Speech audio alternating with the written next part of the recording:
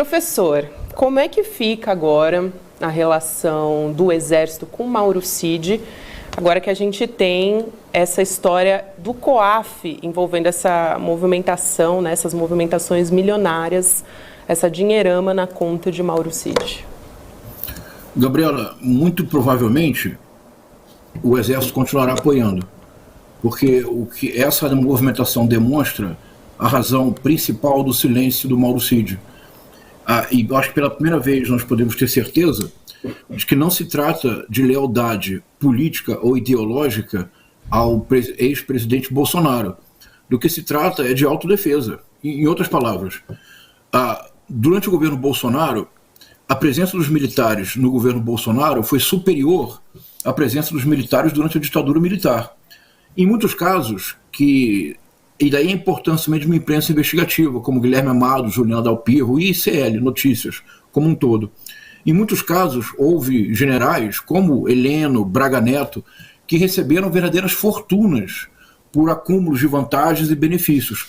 Na verdade, a estratégia do ex-presidente Bolsonaro era cooptar as Forças Armadas, e especialmente o Exército, a partir da concessão de vantagens indevidas. Entre essas vantagens indevidas, há muitos negócios.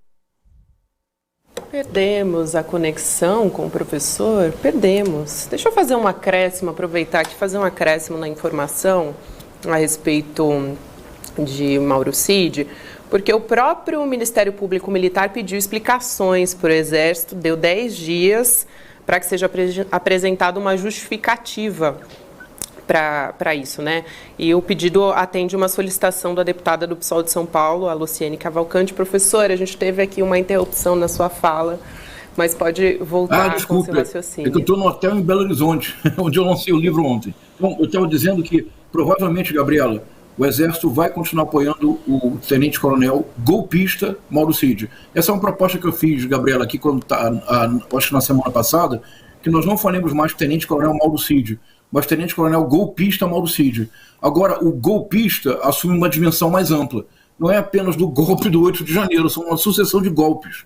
O Exército provavelmente continuará apoiando o tenente-coronel golpista Mauro Cid, porque o Exército está muito envolvido nessas armações realizadas durante o governo Bolsonaro. Lembremos do general Pazuello no Ministério da Saúde. Lembremos, no caso do Mauro Cid, entre outros, lembremos o caso da compra de blindados da Polícia Rodoviária Federal, lembremos do caso da compra de blindados.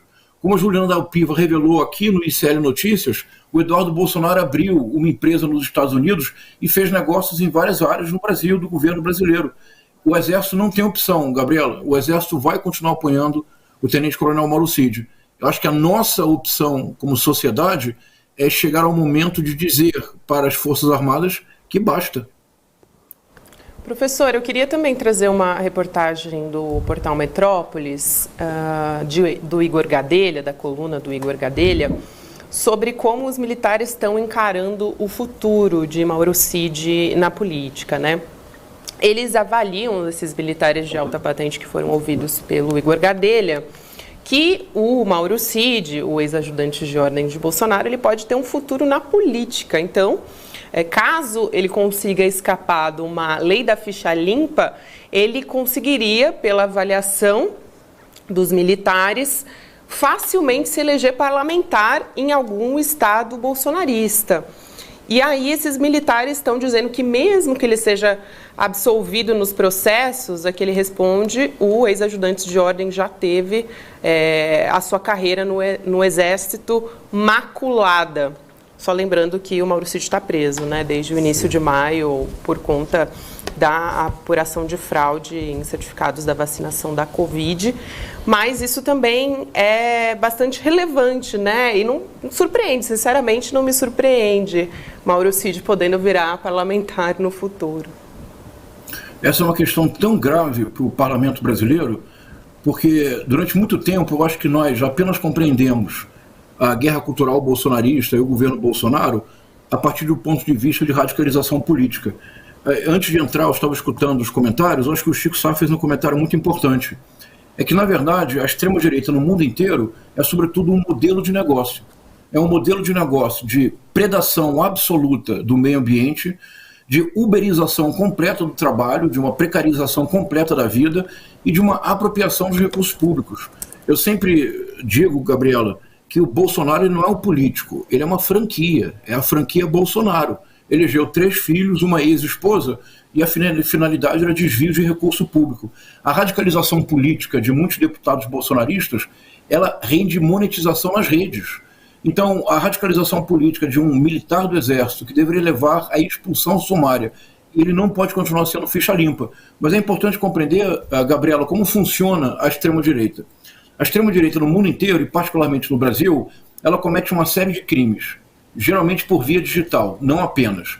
Como a justiça é analógica, o tempo para investigar, para processar, para condenar os diversos recursos possíveis, o que acontece é que entre o crime, a realização do crime digital e o trâmite da justiça, que continua sendo analógica, essas pessoas que radicalizaram, que levaram o país praticamente ao caos, essas pessoas se elegem, vereador, deputado, o que seja, adquirem fórum e a impunidade se torna a regra. Isso está acontecendo agora de maneira muito preocupante, William, Gabriela e Chico Sá, com 3 deputados que eu faço questão de denunciar aqui. O deputado Gustavo Gayer de Goiás, que continua perseguindo professores e professoras. Há um novo caso que um dia vamos falar sobre ele. Chico, ele é o primeiro lugar nas intenções de voto para a Prefeitura de Goiânia. Abílio Brunini, este deputado federal que realiza um autêntico terrorismo legislativo, que na CPMI do 8 de janeiro ou na CPI do MST é especialista em sempre assediar as deputadas mulheres ou as deputadas trans, ou as mulheres trans. Professor, ele é o primeiro lugar nas intenções de voto em Cuiabá. O Abílio falou, professor, ele disse que não pode ser homofóbico porque ele tem muitos amigos arquitetos. Eu só queria registrar que o Abílio Brunini disse isso na Câmara dos Deputados. Então, William, essa sucessão, por exemplo, o deputado Nicolas Ferreira é primeiro lugar na intenção de votos para Belo Horizonte. Você percebe o que eu estou dizendo, Gabriela? É que nós, durante muito tempo, e eu fiz a mesma coisa, eu dou aqui a mão, eu estendo a mão à palmatória. Durante muito tempo, nós vimos a radicalização política, não é, Chico? Nós vimos apenas sob o aspecto ideológico. Nós precisamos começar a compreender que no mundo inteiro a extrema-direita entendeu algo muito importante. A radicalização nas plataformas digitais rende dinheiro, monetização e rende visibilidade política. O crime é digital, a justiça é analógica. Entre o crime e a punição, talvez daqui a 10 anos, ele se torne o prefeito de Cuiabá, Goiânia e Belo Horizonte, e o futuro político do país é absolutamente desastroso. Então acho que nós precisamos começar a compreender que essa dinâmica tem uma lógica própria e que, por enquanto, eles têm sido bem-sucedidos porque nós ainda não deciframos a dinâmica.